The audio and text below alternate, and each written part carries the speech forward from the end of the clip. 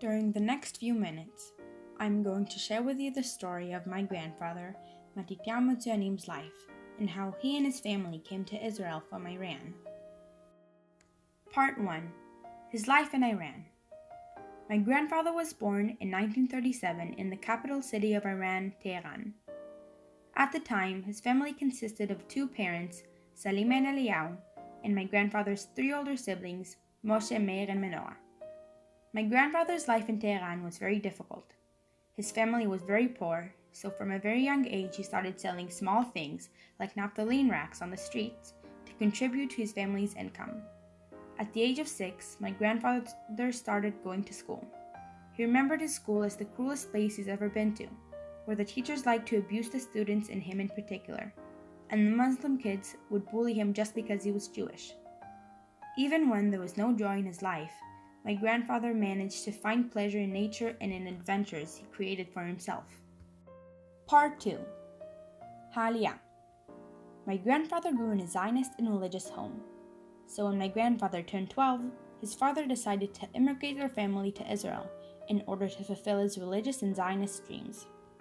At the time, the Pioneer Organization, also known as the Chalutz Organization, helped Iraqis flee to Israel. Members of the Pioneer waited for the Iraqis in Tehran and from there flew them to Israel. The Pioneer only took care of Iraqis, so my great-grandfather made a connection with the members of the Pioneer and somehow managed to get his family on a plane to Israel.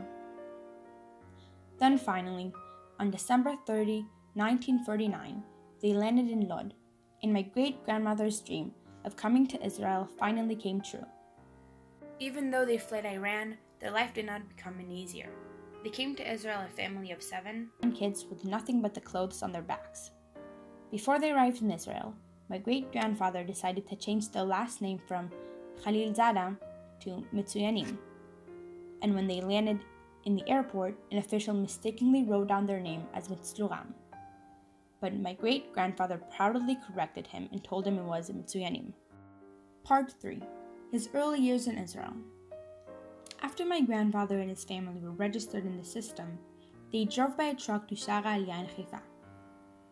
They spent 2 to 3 weeks there doing nothing and passing time until they were moved to Pardes Chana, where they, much to their dismay, continued to do nothing. They were in a Bet Olim with other families from Asia, Europe, and Africa for about a year and continued to have nothing to do since there weren't any jobs at all. When my grandfather was 13, his older sister helped him get into a school called Hakfar Yarok, or the Green Village, where they learned to speak Hebrew and he fell in love with school and learning. While he was at the Kfar Yarok, his family moved to a settlement near Ashkelon called Hodaya, which had a big Persian community.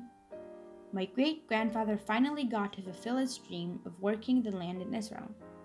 My grandfather's family started working in agriculture and owned a goat barn.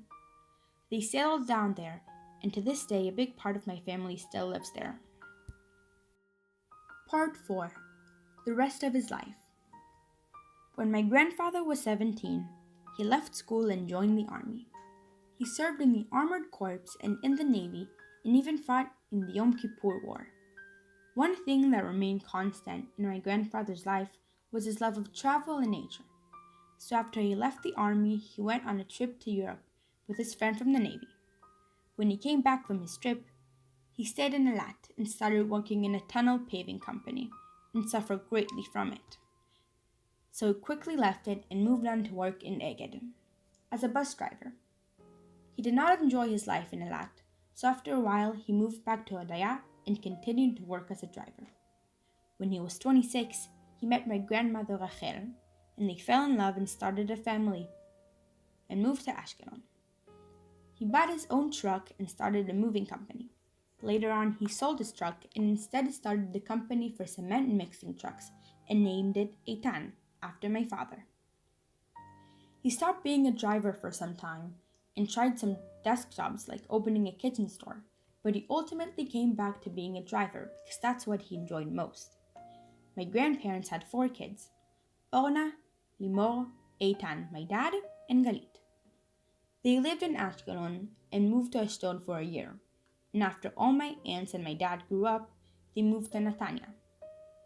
My grandfather used to say that Netanya was the most beautiful city in the world, and he really loved the beach in Netanya, and used to take my cousins and me there all the time when we were younger. In 2013, at the age of 76, just a week after his birthday, my grandfather passed away after my father's army retirement party. It was a very happy day for him, and he left our world happy and surrounded by his family.